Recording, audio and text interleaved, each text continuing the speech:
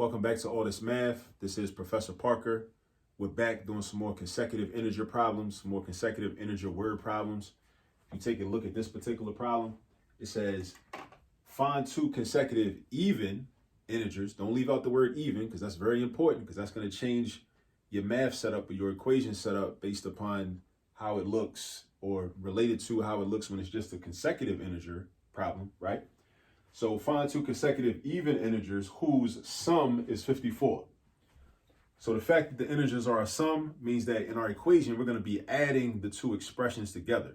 The expression that represents the first integer or the first even integer and the expression that represents the second even integer. All right. So check this out. We first need to pick, like I said, expressions. We need to pick expressions that are going to represent the first and the second even integer. All right. Again, an integer is a number that doesn't have a decimal or a fraction part. All right. That's what an integer is. So you're counting numbers 1, 2, 3, 4, 5. 0 is also an integer. All the negatives, -1, -2, -3, -4, -5, and so on. Those are all integers as well. No decimals, no fractions. All right. We're only dealing with numbers that don't have a decimal or a fraction part when we're talking about integers. So what we're going to do is we're going to write on our paper, we're going to say first number. All right. And I know a lot of people use that as a hashtag. It is a hashtag, but back in my day, that was a number symbol. All right. With a pound sign from the telephone. Okay. So first number, we can call that X. All right. So we call the first number X. All right. That's the standard way to do these problems. We call the first number X.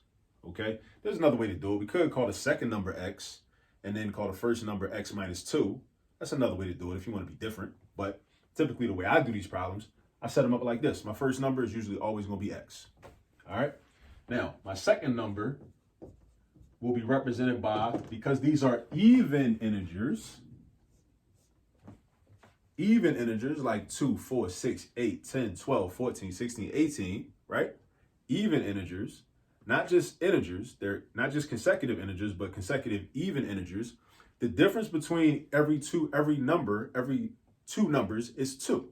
The difference is 2. So from my first number, I add 2 to get to the second number. Then I add another 2 to get to the next number and another 2 to get to the next number. So that means my second number is going to be represented by X plus 2 instead of X plus 1. X plus 2 instead of X plus 1. Remember that. That's very important. The second number is represented by X plus 2, not X plus 1, because we're dealing with consecutive even integers. And while we're on the topic, I might as well say this. If we were dealing with consecutive odd integers, the second number would still be represented by X plus 2. Because even though 2 is an even number, I know this is like it becomes confusing for people sometimes, right? Even though the number 2 is an even number, it doesn't matter because when you're dealing with odd integers, the difference between the two numbers, every two numbers is still 2. Like 1, 3, 5, 7, 9. 1 plus 2 is 3. 3 plus 2 is 5. 5 plus 2 is 7. 7 plus 2 is 9. 9 plus 2 is 11. So the difference is still 2. So even though 2 is an even number, when we're doing a problem with consecutive odd integers, we still going to have this setup.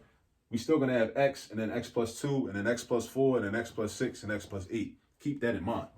All right. Now, time to write our equation.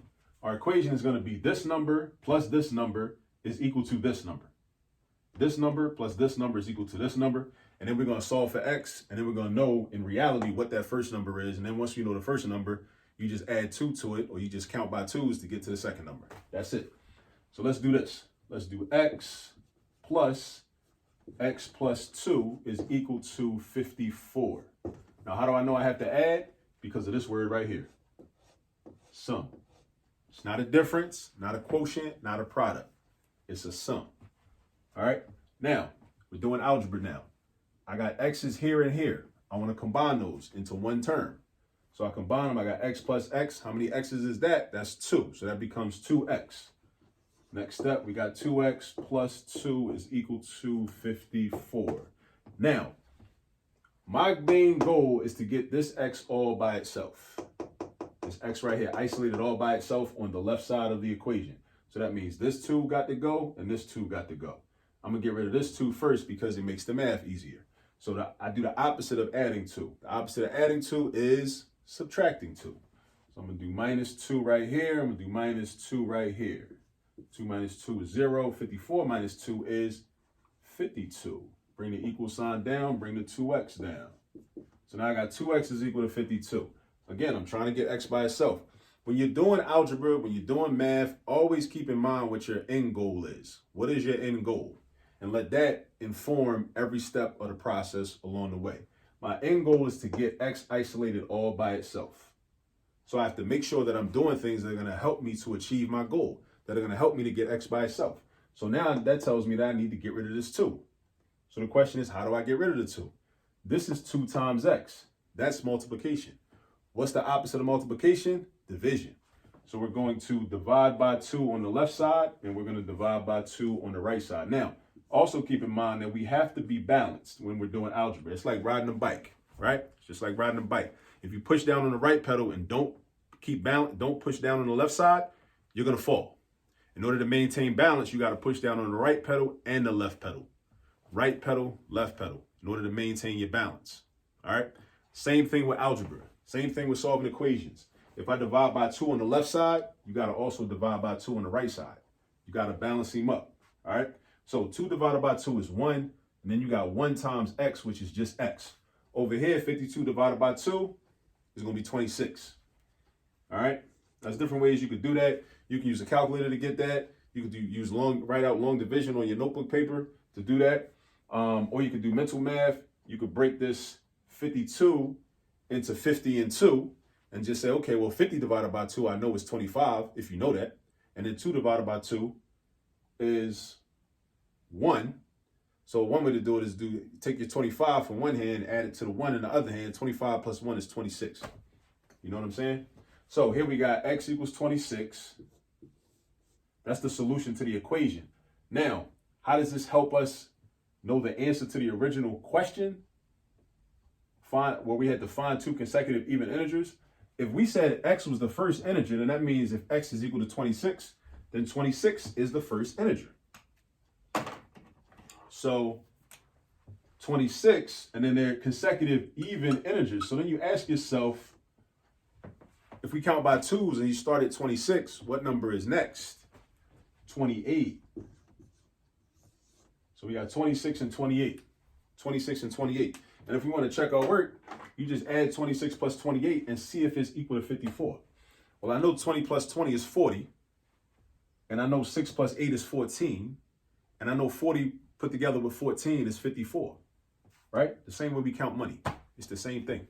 So this is proof, right? We just verified. We verified that 26 and 28 are the correct answers. All right?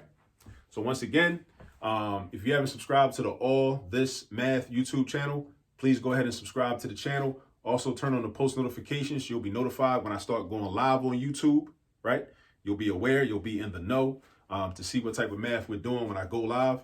And sometimes we might not even do actual math. We might just have a conversation about something math related. And it could be anything, because everything is math related, for real, for real. So also, if you're on Instagram, follow us on Instagram, because there's content on Instagram also.